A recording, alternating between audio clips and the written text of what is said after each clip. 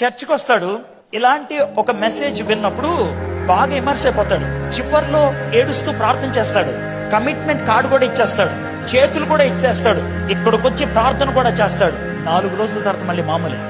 ఎందుకు అట్లా అయిపోయాడు?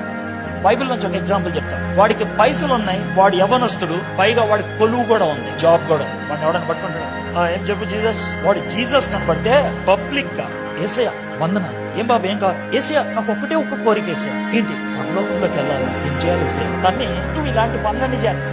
జీసస్ ఇలాంటి పనులన్నీ చిన్నప్పటి నుంచి చేస్తాడు. నిజం, అవునా? నువ్వేం చేస్తావు అంటే టోటల్ ప్రాపర్టీని అమ్మేసి పైసలు ఉంటాయి కదా, దాన్ని 50% ఏమో నువ్వు తీసుకో, 50% పేదలకి దాన ధర్మం చేయి.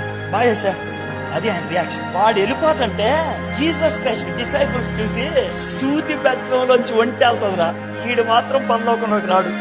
సెటైర్.